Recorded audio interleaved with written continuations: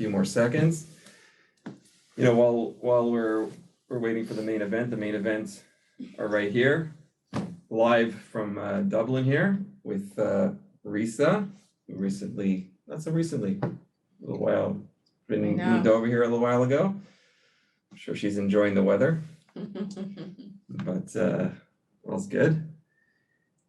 Thanks everybody for joining us. Many of you I can see are it's not their first time. This is our third HubSpot Hacks, and we will continue to doing this every 2 weeks. We'll let you guys know towards the end what the next topic is going to be. For those of you it's the first time and on this format, it's an open format. Put your comments, introduce yourselves in the chat. Although we are in Dublin today, both Mark and I are from Israel. We are from Penguin Strategies. We're a HubSpot partner, revenue operations agency. We support HubSpot, Salesforce, and Marketo. Of course, we're going to be focusing on HubSpot today, and happy to answer any questions that come up on the topic that we're going to talk about today, and suggestions for next ones. We have to do this every 2 weeks, so we've got to fill up the pipeline of ideas. Okay, to get started, why don't you introduce yourself, Resa? Yeah, sure. For those of you, I don't know if anybody doesn't know who Resa is, but go for it. I'm not that famous, but I'm Resa. I used to actually work with Penguin Strategies. Penguin Strategies is what got me here in the first place in HubSpot. This was my first stint when I got into my HubSpot world. I used to also own an agency called Cacao Media, and I recently joined HubSpot. So now I work with HubSpot in Dublin. Mark, introduce yourself. So great being here. As we said, we're doing this every 2 weeks. Mark Fisher, one of the partners and CTO of Penguin Strategies, running the business application revenue operation team. And as we said, every 2 weeks, we're going to be discussing new topics. Good excuse for us to come all the way to do this here at HubSpot House in Dublin with Resa. We've had a great last 2 days. It was 48 hours meeting everyone here in HubSpot and seeing how the mothership here is going in very interesting directions that we'll talk about going forward in the next couple of months. So it's great partnering with HubSpot, obviously, for since 2014, actually. So it's great being here. So, and the most important thing, because Jordana's on the webinar, we got lots of selfies to send over to you for Instagram. That's an important thing. Go ahead. Okay, so let's kick this off. I'm going to share my screen just for 1 second, and then we can kind of kick things off. So when we're discussing with Resa the different things that we could be talking about, I think one of the more important ones, and where most of the users of HubSpot they don't start with, but in the end, it always ends with, as once everything's set up and you're happy with your systems and you've added all your processes and you have sales and marketing alignment and everything's working fine, then you get to probably the most important part of it. Once everything is going great, from different levels, that's the marketing side, the sales side, the C-suite, I need my reports. I need to show how things are working on the marketing side, what attribution, the sales side, how our sales team are doing, SDR, BDR team, customer success, all the different things. So I think that's why this is such an important integral part of all these systems, because if you don't set up the data correctly, you're never going to get the reporting that you need. And even we had a conversation internally about an hour and a half ago, and we were trying to find out how to rebuild a system for a new customer. And we asked them what kind of reports do they want. And then when we looked at the report, you suddenly realize, oh, hang on, we have to rebuild or build things in a different way in order to be able to answer those questions. Yeah. So I think that's where we want to get your insights, and, one, working for HubSpot, and two, working so many years in this field, and get your insight around reporting and how you look at it. Yeah, for sure. And, Mark has raised a very important point. I think you always have to start with the end goal in mind. Like, what answers are you trying to answer at the end of the day? What questions are you trying to answer at the end of the day before you can think about the kinds of data or the way to build your HubSpot portal? This is where I think a lot of customers sort of, end up in a balagan, to use an Israeli word, because they don't always understand that you can't go into any system, whether it's HubSpot, Salesforce, any CRM, without understanding what is your end goal. So I think today's session is all about trying to get you to understand what are the questions that your management team is generally asking of you, and then how to build the system and build the reports to get those questions.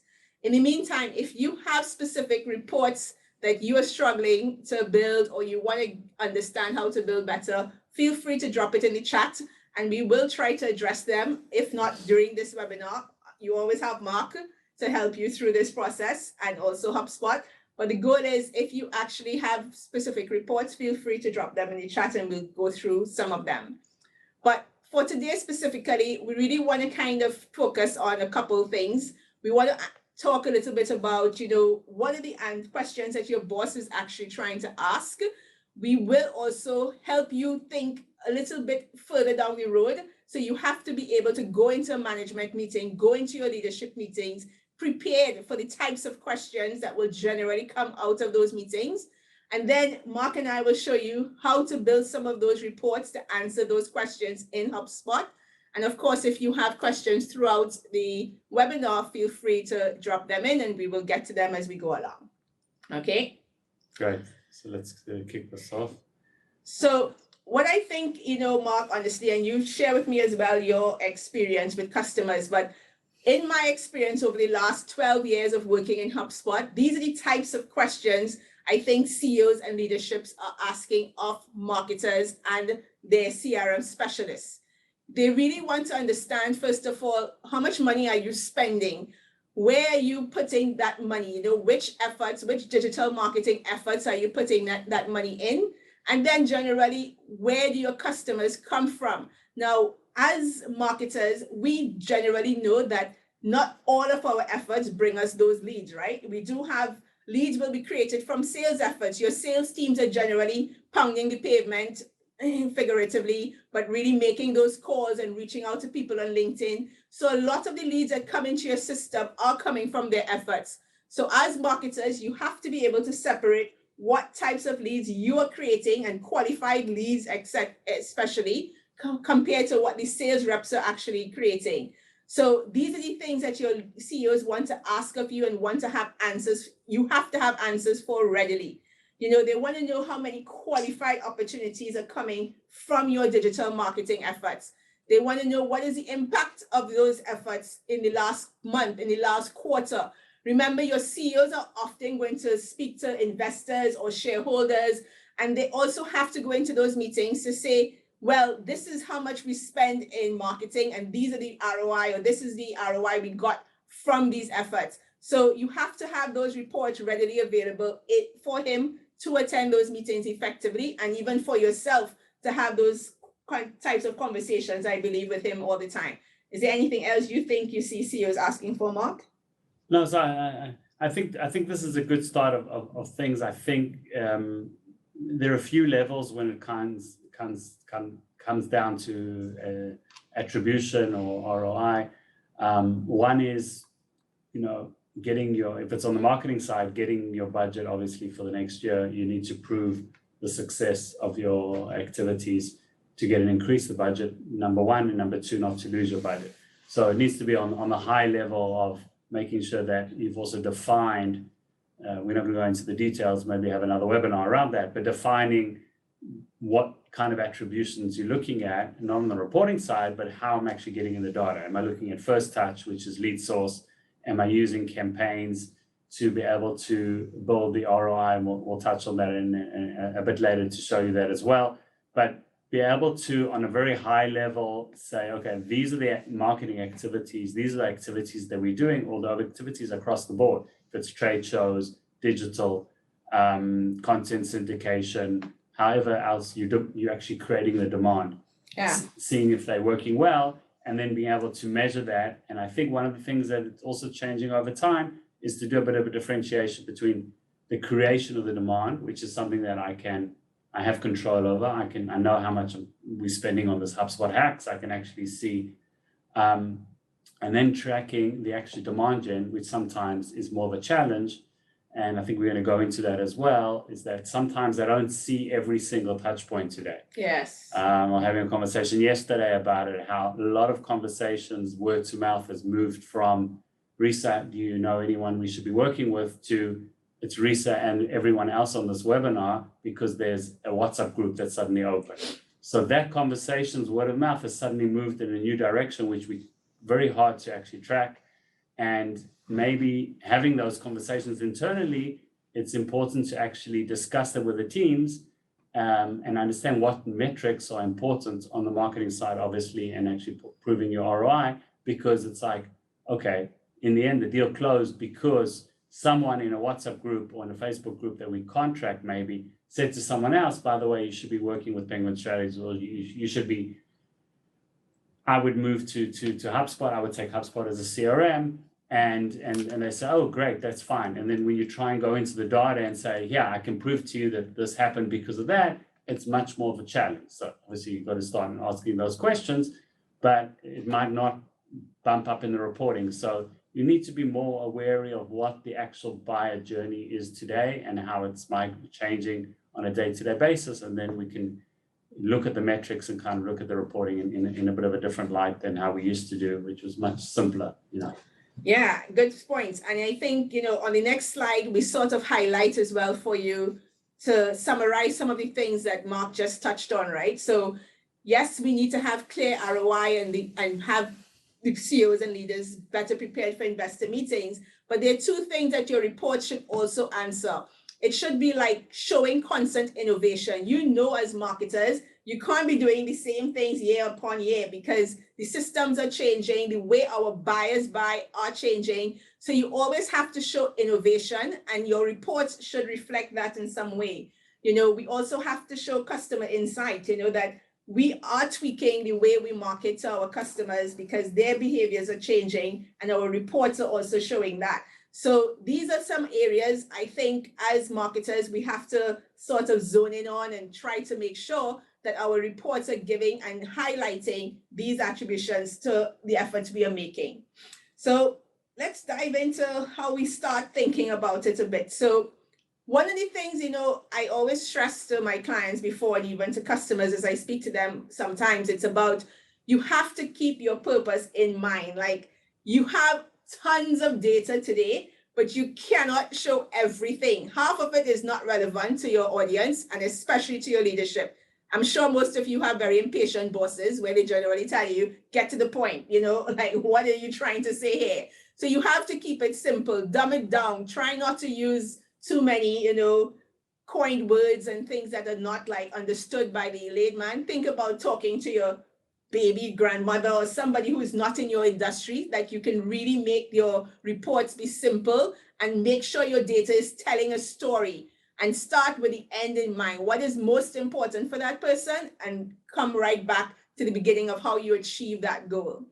So one of the things in the next slide I talk about is about your goals and how do you even think about, you know, first of all, building your goals and the things that you want to know. In the next slide, I show you basically when you're setting your goals as a marketer, you know what your company wants. They want the story about the revenue. They want to know, how much money are you making? Are you worth my investment, VP of marketing person? Are you actually helping my sales teams close better deals? So as a marketer, you have to be able to look at your funnel, and you have to be able to understand what parts of your funnels are weak, working, like which ones parts of it are weaker and which parts are stronger. Most of us know if we have a problem with attracting leads, or if we have a problem converting those leads to opportunities or customers. And wherever you find your funnel is being leaky is where you know you have to focus more efforts on. Some of us are very good at, you know, writing the blogs and bringing the traffic to the website, etc. But then we have that problem with conversion. So I think we as marketers have to understand our funnel better and therefore know where to put our resources. So I think in the next 45 minutes, this is what we want to show you, like how to look at those reports, build those reports. And if you have sometimes a problem even interpreting these reports, we will do our best to sort of, help you understand how to convey the message of what your report is actually showing. So before we go forward, I just want one question about this funnel reporting, because one of the things we always bump into, and I think we'll show it, is like the expectations, as you said, is to keep things, clear, based on the goals, based on the KPIs that your audience wants to listen to and kind of get the information. But I do find that over time, the expectations using different tools and HubSpot as well is that I just want to see a perfect funnel with everything, percentage, and then it drops down. HubSpot has their basic funnel as well, which in a perfect world works. We don't live in a perfect world, so part of it works and part of it doesn't work. I think one of the challenges, and I'd like to get your insight into this as well, is how do you convey that issue with expectations using a tool like HubSpot, where sometimes they're expecting to see something that is not actually happens in real life. So one, there's no funnel journey anymore. First of all, it's a cogwheel, it goes round and round, and HubSpot's been talking around that for a couple of years. People are jumping in, people are jumping out. I gave an example of us not seeing some of the data. Is that something that it's important to have that conversation to, if you bring something else in, like we talk about between leads to opportunities, you also want to measure maybe MQLs, SQLs, everyone's measuring and talking a different way. But do you find that some of your customers as well have issues where it's not even clear on both sides what they're talking about? Like they're trying to say, show me how many MQLs, we get this report all the time. How many MQLs did you have month over month in 2022? Okay. Are we sure that everyone knows what an MQL is? Specifically for that company, not obviously. Do they agree that that's the MQL? Do they agree that that's a metric that even one? Now, a lot of the time, I think the C-level or someone else it's a best practice. So they'll just say, I want this report of MQL, so on and so forth. But is that even giving them kind of value? How do you mitigate those kind of challenges, do you think? Yeah. We're going to the technical side of actually looking at those. Yeah, these are very, very good questions. And I'm sure all of you are having the same kind of issues and you're not alone, because to Mark's point, this is exactly where I think a lot of customers sort of trip up on themselves because they don't take the time to first define those basic terms, right? Like what is an MQL for one company is not the same definition as another company. Some companies look at MQLs as qualified leads ready for sales, while some is like earlier on the stage of the funnel where it's really people who just downloaded a few assets or, read my ebooks and I consider them an MQL. So you have to really get in sync with your leadership to make sure those terms are firstly defined. So this is something, customer support in HubSpot, whenever they're working with HubSpot customers, this is something they take time to really work with their customers on, like making sure that you know what an MQL is for your company. It's clearly defined, it's clearly articulated and documented somewhere. So when you bring those reports, you know exactly what you're measuring and what you're referring to when you refer to an MQL or an SQL. So I think this is the first thing they have to do. Once those definitions are then defined, again, it comes back for you to understand what part of the funnel is going to contribute to those numbers. So again, if your MQL is considered to be something further down the funnel where it's a little bit more ready for sales, you therefore have to look at creating more bottom of the funnel assets, because this is exactly where you will know those leads are more qualified for sales. Compared to if it is an MQL is more the top of the funnel, you will have to therefore think about creating more ebooks, more things to convert those contacts, but also how you create the forms, right? Like what fields are you asking in those forms? So there are little tips, and we'll try to discuss as many of it as we go through. But the goal again is just really having those definitions clear and articulated for everyone to have an idea what it is you refer to when you speak about those different terms. So what we're going to show you today really are these 5 reports that literally answer these 5 questions your boss is generally asking of you, okay? The first report we would look at is which sources brought the most revenue. So they don't care how many website traffic you brought. They don't care where your traffic came from. They want to know exactly how much money did I make this quarter and where did those customers come from. So we will show you a report today, how to create the deal revenue by source. The second report I think that is important is about what percentage of leads generated turned into opportunities and customers. So this is where your funnel reports come in, or even your flywheel reports today. So you have to be able to really show in a report clearly that I brought in 1,000 leads and 10% of those leads turned into opportunities and 1% turned into customers. Those definitions and those types of reports must be clear. And again, I want to stress that you're not looking at sales generated leads, okay? You're looking primarily in these reports, what marketing efforts through your digital campaigns contributed to these types of customers and opportunities. The third report we want to look at today is about which sources brought the most opportunities and customers. And here's where we talked about the attribution reports. So again, we're looking at which channels you invested in, whether it was LinkedIn, whether it was email, whether it was, organic search or SEO, which sources really brought you the best opportunities and customers. So you can justify your budget ask for the next period, whether it's the next quarter or the next year, you have a better understanding of which channels to continue investing in. And the fourth report is, again, which assets are bringing the most opportunities or customers.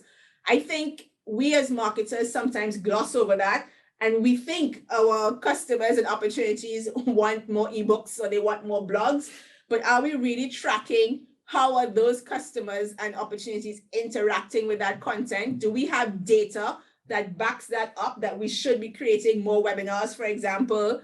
Some of us are doing that out of gut feeling or out of just emotional feeling that we're creating some of these.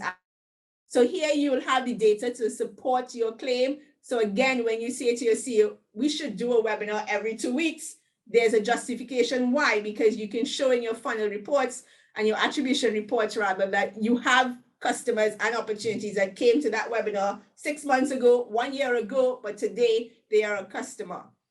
And the last report we will show you, because it's a new report in HubSpot that was launched a couple of months ago, was the customer journey report. The customer journey report is something every marketer is asking because they want to know what points did this contact touch before they became an opportunity or before they became a customer. So we will jump through that report as well and show you, how those reports were built. So first, I just shared here with you a report that was built about the deal sources brought the most revenue. Now, caveat to explain, okay? First of all, if you are using HubSpot's sales for managing your sales, you can build this type of report easily. If you're using Salesforce, it is still possible to have that correlation done. The point is here, as you can see on the charts, you have the sources that HubSpot automatically captures. These are just, generic sources, of course, that HubSpot automatically already captures and you're well familiar with. But the difference with this report is that we are connecting the original source with the revenue that was generated for that company in a specific period. Now, again, you see there's always a big bulk of revenue coming from offline sources. So offline sources are generally things that are happening non-digital, right? Your sales reps making calls, or you have some integration, or you went to some type of webinar, conference rather, or trade show, and you bought those leads. So I will first advise you, you need to spend time breaking down your offline sources so you can accurately attribute where those sources are, because a trade show or a conference is still a marketing campaign, but those types of leads will get buried in offline sources.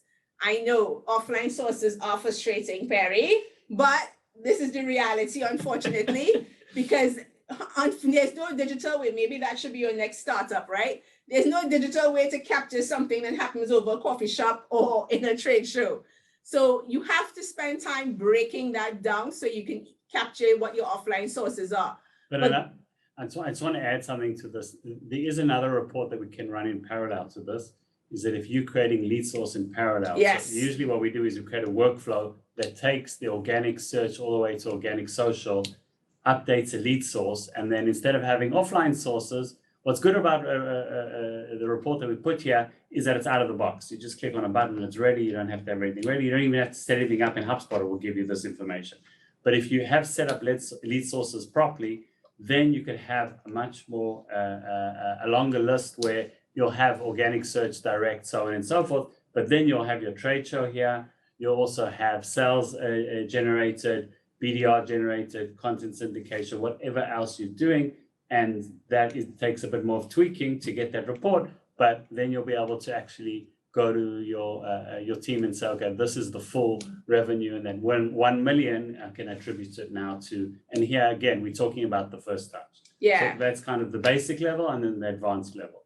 Exactly. And I'll be happy to share with you guys a template after that we use to do that breakdown of offline sources, so you can understand how to think of it and build it inside of HubSpot as well. So this is one report that if you should have as part of your funnel. So the next report is funnel reports. Okay, this is the most frustrating report, Perry. I tend to disagree, because this report, every marketer gets tripped up on, Since when right? do you disagree with me? As Mark alluded to, I think in the beginning, the funnel reports are tricky in HubSpot, right? Because customers are not, your contacts rather, are not always going to be tagged as a lead and as an MQL, as an SQL when they come into the system. Oftentimes you have a sales rep who would have met someone in a trade show, oh, that's a hot deal, and he creates an opportunity automatically for him in the system. He did not go through the steps of like saying, oh, I'm now going to open a new contact and now I'm going to tag him as a lead. And then 2 minutes after, I'm going to tag him as an MQL and then bring him to an opportunity. We would die if our sales reps would actually work like that, but they don't, right? So this funnel report is one of those reports I would love to suggest that you use with a bit of caveat in it. You don't like look at it as your holy grail of reports to dictate your funnel reports. There are some tricks, of course, to help make this report a little bit more realistic. And one of the things I would have done for my clients, for example, is have like some workflows behind that would actually convert those new contacts in the system that will tag them at least as an MQL first, because that's usually what you're trying to get to. How many marketing leads actually turned into opportunities. So any contact that was created by a sales rep could be tagged as an MQL first. And then once they open the deal, it will then be tagged as an opportunity. So at least you have that conversion measurement in that specific space, because I think that's what misses for most people. We've also set up going past where based on the sales process that we've spoken to the customers and say, how does your actual sales team work? And bringing up the example that you said, where obviously they're not going to go through stage by stage, where we can create a workflow, and this solves this situation, or this part of it at least, where it goes back and says, if someone actually jumps the gun and automatically creates an SQL, or just creates an opportunity, opens a deal from day one, a workflow goes back and just the timestamp kind of doesn't make sense because it's the same day, but doesn't make a difference. At least we have the life cycle stages all updated, goes back and says lead, MQL, SQL. And you can automate that process. At least then that kind of says, okay, everyone has gone through, because they've gone through that process. You just did it in 5 minutes. You just had a conversation with someone that came in as a lead and said, okay, I have enough information now, and it's rare cases, but then I want to go straight to SQL or opportunity.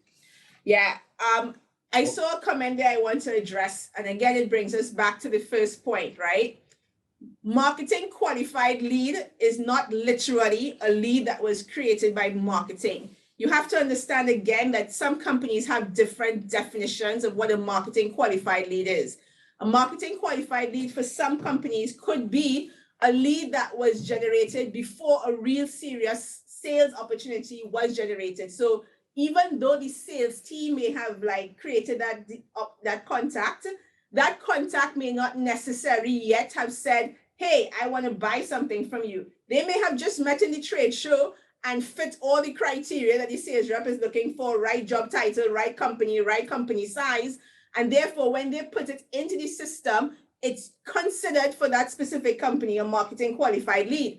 But until that sales rep has actually had a conversation, had a demo, made some type of engagement with that contact that qualifies him further to a sales qualified lead or an opportunity, then in that case it goes down. So again, do not take these life cycle stages literally to what it means, because some companies have little differences in how they would like to consider a marketing qualified lead. And it just depends on how much pressure your marketing team has really to show the value that they're working with. Some companies don't give you that leeway to say, okay, you can just, generate these contacts, make them marketing qualified leads, and then sales qualified leads. They want to see that you guys are making something worthwhile, because conferences are expensive to go to and invest in.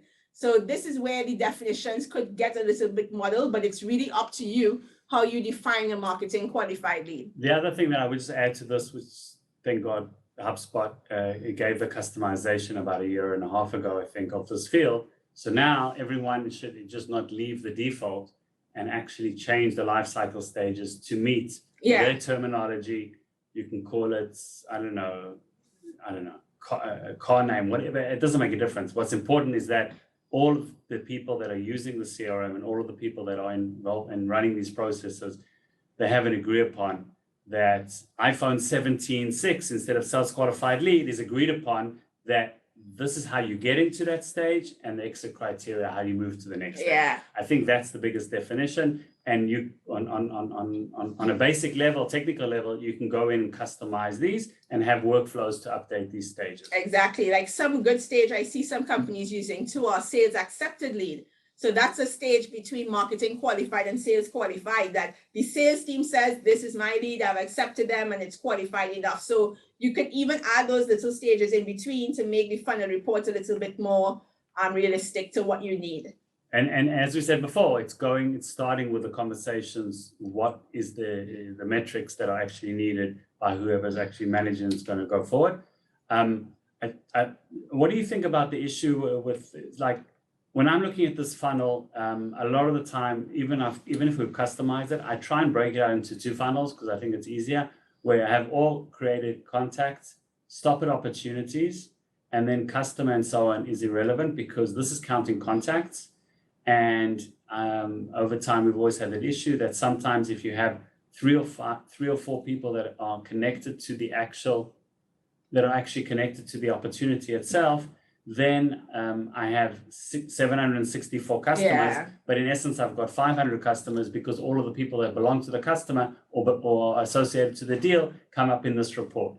So I've also seen that sometimes it's maybe a good idea to have a dashboard where you put the life cycle stage up to opportunity or up to SQL even, and then you build the same funnel, but on the deal level. So then I'm actually talking about numbers of deals, numbers of opportunities, and the number of customers, which is using the company and the deal object, and then those numbers are correct. I found that's a nice way to mitigate it, and then you see the real data. This is such a good point in truth, because guys, if you look at this report right now, you see how it shows 764 customers, but you really had 482 opportunities.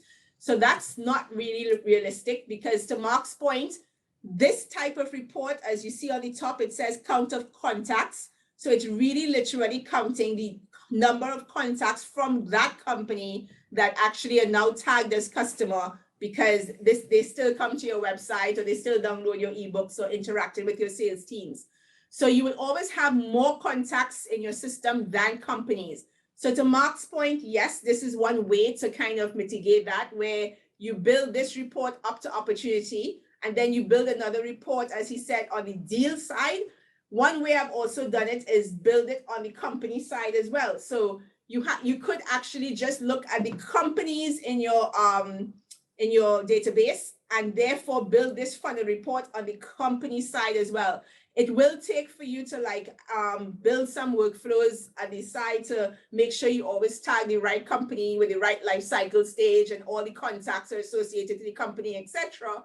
But once the contacts are using the company email, at least, it will always, generate and connect to the company. And therefore, this report will look a little bit more accurate when you build it either the deal side or the company side.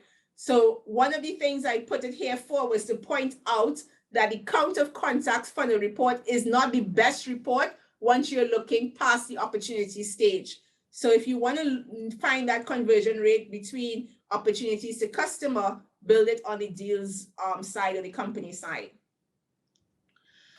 Okay, so the next report we're going to dive into is attribution reports. And I wanted to take some time here to kind of go through how HubSpot and just generally how attribution reports are thought of, because I think sometimes we muddle this a bit and we don't really understand what is meant by attribution.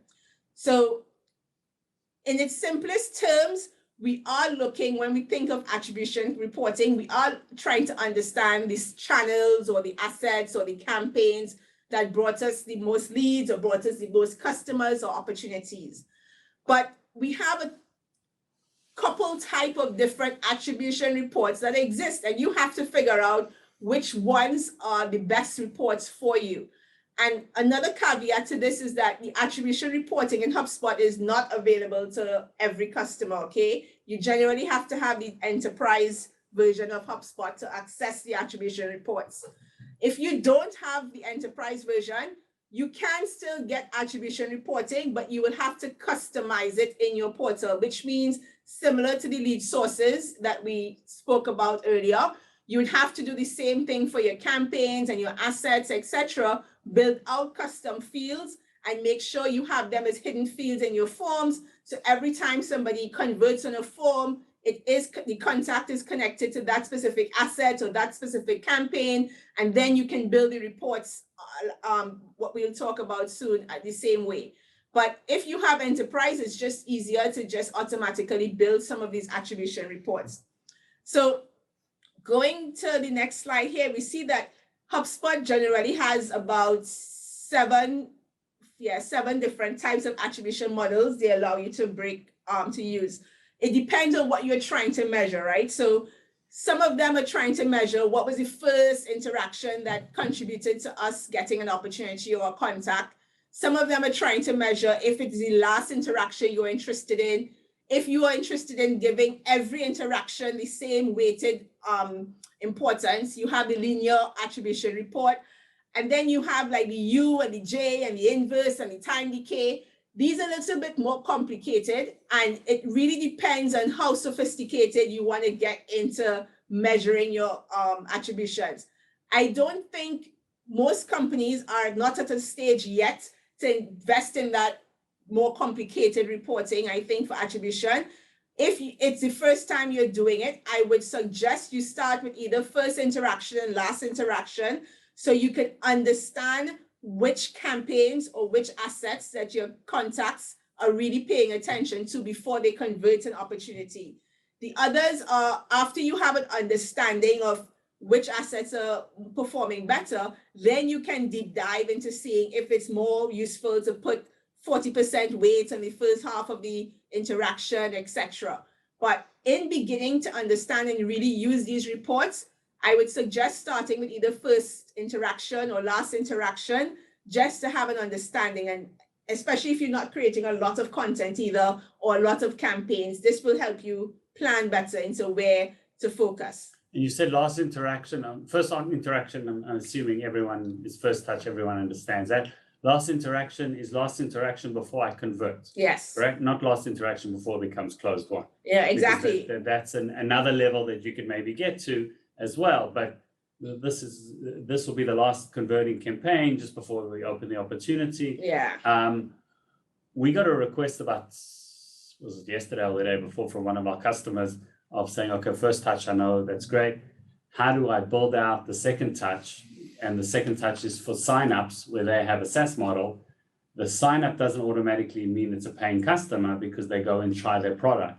So now it's kind of between SQL to opportunity, because it doesn't mean they're signing up for the product, they're actually going to become an opportunity, but it's and they were trying to measure. So here there's more customization, correct, that needs to be done, because this is kind of more templated based on, before they open an opportunity. So if they're not opening an opportunity by signing up for their product, because it's semi-freemium, then we need to build some more customizations to be able to see that. Another thing that I think maybe it's less relevant, it's relevant for the interactions and for the attribution, but there's another thing that HubSpot came up with in the last year and a half, I think, which makes a big difference in my life at least, is that we have the original source that we touched on before, which is later source. So HubSpot's actually giving you the analytics, and I haven't seen any other system that knows how to do that. Every single time you touch the website again and again and again, especially from paid campaigns, from referrals, from emails, you can actually use that field, which is called last source, and all the breakdowns, and then do some kind of attribution and solve what I was bringing up before they sign up for the actual product. What was the last source? Yes. And then I can build kind of my own attribution model and say, okay, and then I say, okay, my LinkedIn paid campaigns are working well. A lot of people actually coming in from Google, for example, from SEO and so on, original, and then they are being retargeted, and those are coming in signing up. So then I can kind of do an attribution model based on that. Yeah, and to your point as well earlier about, deciding which one is it, whether they converted to real opportunity or to a customer. This is why in HubSpot too, you have two different types of attribution reports. This is the contact attribution. On the next slide, we show the revenue attribution. So again, when you are choosing the reports, you have to decide, are you choosing the contact side or the revenue side, okay? So this is why it goes back to the very beginning of our conversation. What is your goal? What question are you really trying to answer here before you can actually build the report? Because this is what's important for you to understand what to choose correctly in each of these reports and models that we are building. So as you said here, this is the last interaction. The last interaction here is the last interaction that led to the closed won deal. So that's really powerful. It's like, okay, while I'm having the conversations, especially if it's a long sales cycle, then because kind of marketing disappears, but they don't disappear. They're helping the sales team to try and close that opportunity and close that deal. Yeah. So I wanted to kind of put some ideas here for you to consider when you're trying to build or choose an attribution report, right? So you have to think about where you are in your business and what it is you're trying to get to. So are you having like a lot of leads and trying to figure out how to close more of those leads into deals or convert them to deals? And this will help you decide, when you answer and ask yourself these questions, which types of attribution reports that are best for you. So again, you will have this presentation after the call. You can go through these things on your own, but I try to build it in a way that will help you understand the thought process you need to embrace in order to get the right reports that you're looking for. So I won't spend time going through all of these things. All of these slides you would have after, but I do want to make sure you understand how to get to those thoughts in the end. So let's jump now. We're looking at the attribution report, and we're looking at the attribution report that shows which sources brought you most opportunities and customers. So this specific one is for this specific customer. We looked at not just like the source, we saw the sources as you see on the top in organic, social, referrals, etc. But we also wanted to see at what stage they got to, right? So we built this report in a specific way so we can compare the actual sources that contributed to opportunities or customers by the stages they are in. So these stages you see at the bottom are the deal stages of this customer, and we saw sources that brought them the most things. Again, the blue part is offline sources. So again, if you broke that down using your custom lead sources, you'd have a better picture here. But using HubSpot's default sources, it's clear that you can see again, the opportunity for this customer would exist in organic search. The pink bar is organic search, which means they are investing in SEO, and which means if you look at the closed won section of it, like the SEO actually contributed to a lot of deals being won. So it means this company should continue investing in SEO and organic sources because it's bringing them more relevant deals. I noticed someone said something earlier about direct traffic. Yes. So direct traffic is always tricky in HubSpot because by definition, direct traffic should mean that the customer found your website by its domain really, right? Direct traffic means I don't know where you came from. Exactly, right. So You filled out a form for sure. yeah. You hit our website for sure. It's a combination of you probably came directly, but most of the time it's blocking your cookies, or for some other reason it's not coming through. What I would always do with direct traffic is actually do a deep dive into their direct traffic. Things that we've come across over the years is putting your cookie notification at the bottom of your website so that it doesn't interrupt you is the worst thing to do, because you're going to get more direct traffic because people just will ignore it. And then HubSpot has said, okay, you don't want to tell me. By essence, you've told me, don't tell me where you're coming from, even though they might agree to that. So the cookie policy should cover the entire screen. I'm joking, but not joking. On a marketing level, on a RevOps level, it should kind of block out the screen, force them to actually say yes or no, and then the direct traffic will go down. That's one kind of tip. But there are a few others, and I think that's, as you said, it's something that's important to look in and take a deep dive and try and look at why is the HubSpot not seeing that data? What is the issue with the cookies? Where you're putting it on your page, so on and so forth. Good point, but I'll tell you what is the most overlooked mistake that marketers do with direct traffic and why it is being captured in HubSpot as direct traffic. It comes mostly for how they build their landing pages. So marketers are very good at understanding how to build a landing page today. And they use landing pages for a lot of their PPC ads and stuff. But the mistake they make is they put their logo on that landing page that is clickable and takes the user back to their website. And the problem is the user did not convert on your landing page because they got all excited by your clickable logo and wanted to go back to your website, and they clicked that website logo, and then they went to your demo page and filled out the form on your website. And that's where it counts as direct traffic. So we have to go back to the beginning. I know a lot of people like to say, let's not, have FOMO, so we give the users an option on the landing page. You literally have to take out all clickable links and make sure the user converts on that form. Because the minute they can click and come back to your website, the interaction behind the scenes says, oh, this person didn't come from PPC after all. They didn't come from paid ads. They actually came to my website regularly. They knew my website link and they came there. But that's not what happened. They clicked the logo on the landing page, got to your website, and converted on a form on your website. So when you see that contact in HubSpot, it says direct traffic. So that's the biggest thing that most people are missing when they do paid campaigns and finding that I have so many people on direct traffic and I know those leads came from paid ads. By the way, if you go into the lead sources report and you double click, you can see the direct traffic brings the entrances. So you'll be able to pick on that and say, okay, they're all coming from my landing page because I'm clicking. So you can actually look So at basically what you're saying is you're both right. Exactly. You said you got a deep dive and you're bringing one of the options that it could be. It could be, yes. And to the question that just popped up about UTMs, no, UTMs don't solve that. The UTMs will be captured again if the person converted on the page itself that you directed them to. But again, when you go back to the website originally by clicking that logo, it suddenly disappears and it comes back to your regular website link, and then they convert, and that's why they come back to being direct traffic. But just adding on that point about the two things that I'm seeing that are changing over time. One is using ungated content, okay? And how do I track that? And the HubSpot CTA is very powerful. So you have a download now with a HubSpot CTA, you have your tracking code.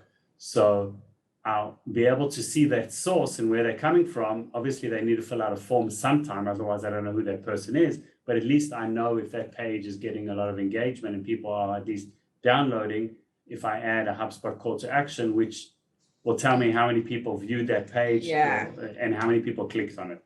So that's one thing. The other thing with UTMs is, even though HubSpot with the latest source is going to pick up on the UTMs, I always like to have the UTMs as hidden fields in my forms. So even if I'm blocking it from all kinds of other ways, sometimes it comes through and someone fills out the form and then I have those as a UTM, and then you can but we can get that to the reporting. Yeah.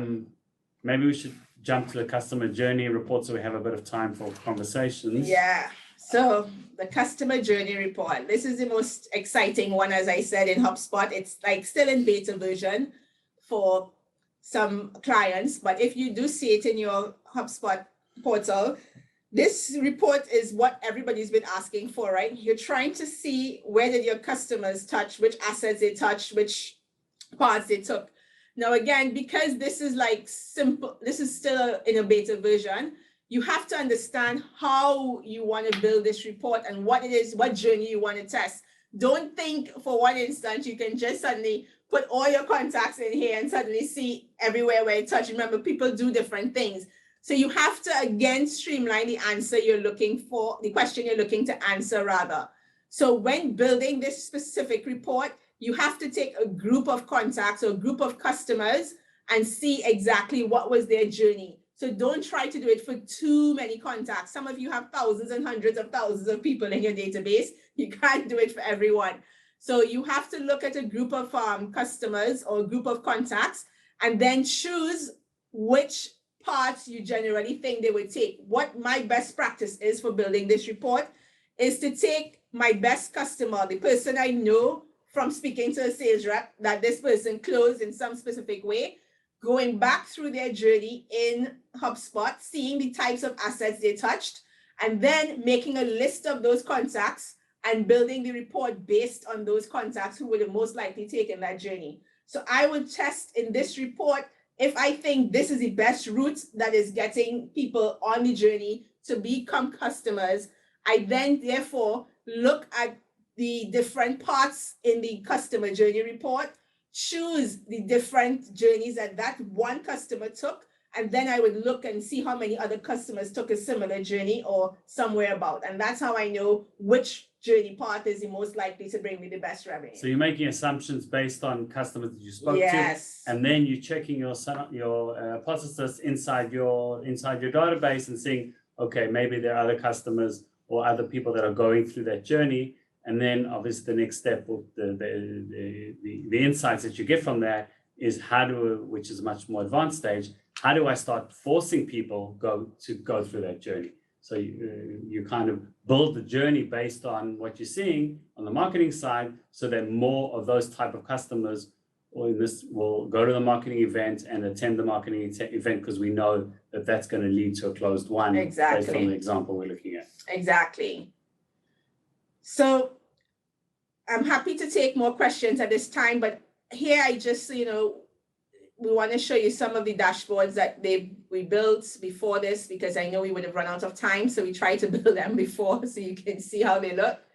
So the idea is to put one in one dashboard. Everyone, I'm sure, knows how to use the different dashboards, and you can share them and you can get them to email and so on and so forth. But to put the relevant ones next to each other based on marketing channels that generated over time, lead response time is something else. So I think the other thing that you can jump into, which I think is always one report, which is a few reports that are overlooked besides everything that Resa talked about, which I think are the bread and butter and everyone needs to use these on a daily basis. Number one is the traffic analytics report. This is the best report, I think, in HubSpot because it's there and it works all the time. I don't have to do anything. And it shows me the sources that we talked about. It shows me the pages, if you guys are interested in which pages on your website, if they're not using HubSpot CMS, are actually giving me traffic. That's number one. I would look at the UTMs that people talked about. These are the UTMs that needs to be defined ahead of time. That's number one. And the other two reports that I think that are important here, HubSpot's adding more reports all the time, is the campaign analytics. We kind of talked about this in the last webinar, but that also gives me how the campaigns are doing. And obviously we've kind of focused on marketing, but just so people know, out of the box, there's also sales analytics and sales content analytics.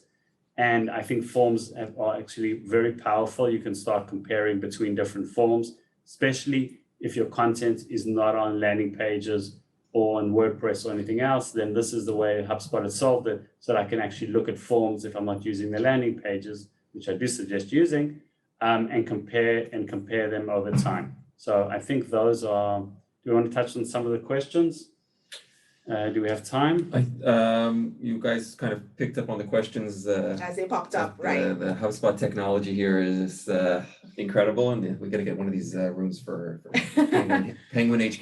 Can we put one in our Of in our course. suitcase? But I want to just touch base back on the presentation that we mentioned 2 additional reports that you should think of as well to answer when you go into meetings with your boss. One of them is close loss reasons. Why are you losing deals? Most of us overlook why it is we actually not closing deals. And I think this is a custom property in HubSpot. It's actually open text. You should make this a drop-down menu of the most popular reasons your sales reps tell you lose deals and track it. So as a marketer, your opportunity now is to look at this report and understand what types of campaigns you need to build to help the sales reps to close better deals, because these are the reasons they're generally losing deals. The second report here is also lead response time by rep.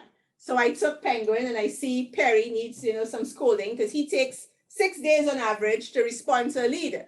So here you have to make sure when you as a marketer trying to say, the sales reps are not doing anything and they're not responding to my leads, have data to back that statement up. It is not enough to go into a meeting and just talk. You have to have a report like this to show that the CEO should be fired because he takes the longest time to respond to a lead. We got to get Micha to do it. Look at it, 11 seconds. Exactly. Some people are better, right? So some others deserve the promotion. So these are the things I want you to think about. And my last summary to you would be about the best practices you have to consider when building reports in HubSpot. You must realize that you have to have first the question that you're trying to answer and know the fields that will help you answer that question. The reason why you're getting stuck in HubSpot is you don't know your database or your CRM closely enough to understand which fields do I need to pull into that report to get the question I'm trying to get answered. So familiarize yourself with the different fields and how you're collecting the data.